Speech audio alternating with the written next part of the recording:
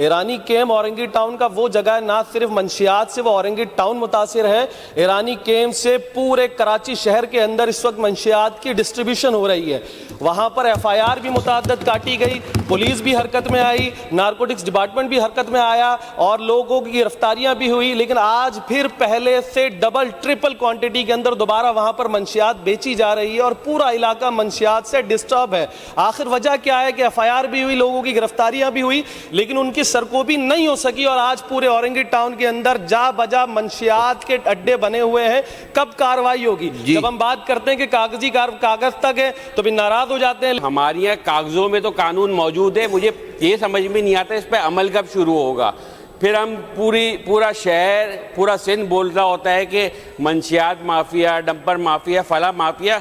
ये माफिया सिर्फ और सिर्फ जो है गवर्नमेंट की कमज़ोरी की वजह से बनता है, जिस पे कानून इम्प्लीमेंट नहीं होता।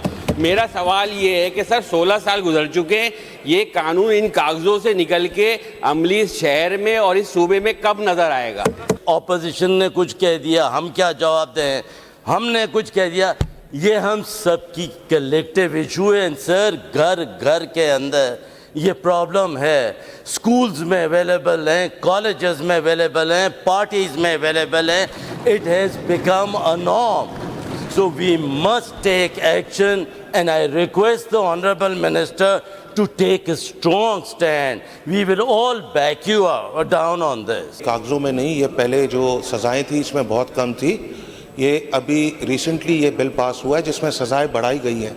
इम्प्लीमेंटेशन इस पर करेंगे कोर्ट्स, हम नहीं करेंगे, कोर्ट्स करेंगे। कोर्ट्स इंश्योर करें कि केसेस को जल्द फारिग करें और जैसे ही वो फारिग करेंगे, जाहिर बात है एक लॉ बन गया है, सज़ाएं एक तरीके से मुकर्रर कर दी गई हैं कि इतने केजी में अगर कोई पकड़ा जाएगा उसको इतने साल सज़ा मिलेगी, अगर इतनी भंग में पकड़ा जाएगा उसको इतनी सज़ा मिलेगी, अगर 1 kg से ऊपर पकड़ा जाता है तो लाइफ इम्प्रिजमेंट मिलेगी।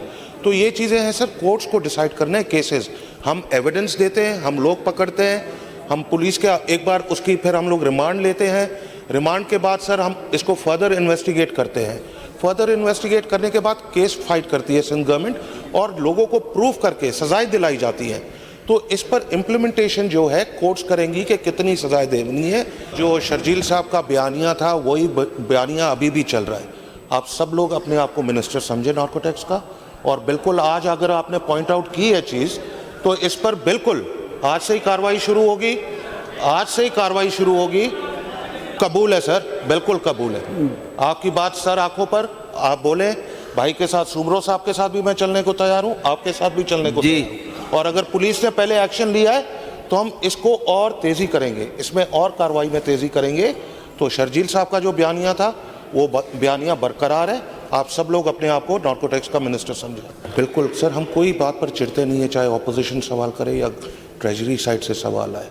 बिल्कुल सर, ये सबका प्रॉब्लम है और हम सब एक दूसरे का हाथ बटाने में इस वक्त सब हमेशा बोलते हैं। बिल्कुल सर, ड्रग्स का यूजेज बहुत काफ़ी बढ़ गया है।